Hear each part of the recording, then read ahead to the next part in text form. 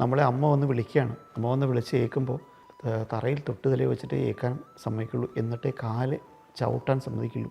വായിൽ നിന്ന് കാലെടുത്ത് പുറത്തേക്ക് വെക്കുന്നതിന് മുമ്പ് ഭൂമിദേവിയെ തൊട്ട് തൊഴുക എന്നുള്ള ഒരു സങ്കല്പം. അതിന് ശേഷം വന്നാൽ പല്ല് തേക്കാതെ പച്ചവെള്ളം തരില്ല. തിരിച്ചങ്ങോട്ട് പോയി കഴിഞ്ഞാൽ നമ്മൾ കുളിച്ച് കഴിഞ്ഞാൽ അമ്പലത്തിൽ പോയിരിക്കണം. അമ്പലത്തിൽ പോയി തൊഴുത് വന്നതിന് ശേഷം അവിടെ ക്ഷേത്രത്തിന് ഇത്ര പ്രദക്ഷിണം വയ്ക്കണം, അരയാലിന് ഇത്ര പ്രദക്ഷിണം വയ്ക്കണം.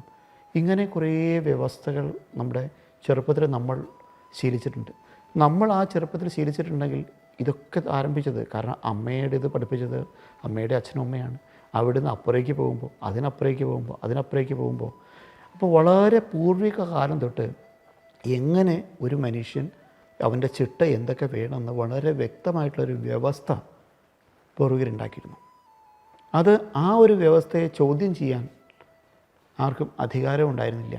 കാരണം അമ്മയോട് എനിക്ക് ചോദിക്കാൻ കഴിയില്ല, എന്തിനാ അമ്മേ ഞാനിപ്പോൾ തൊട്ടുതല വയ്ക്കണേ, എന്തിനാണ് ഞാനിന്ന് അമ്പലത്തിൽ പോകുന്നത്, എന്തിനാണ് ഞാൻ ചായ കുടിച്ചിട്ട് പല്ല് തേച്ചാൽ പോരെ എന്നെനിക്ക് ചോദിക്കാൻ പറ്റില്ല. അല്ല, അത് പറ്റില്ല, ഇത് കഴിഞ്ഞേ പാടുള്ളൂ, അങ്ങനെ ചെയ്യാവുള്ളൂ. എന്തുകൊണ്ടാണ് അങ്ങനെ ചെയ്യാവുള്ളൂ എന്ന് പറയണത്?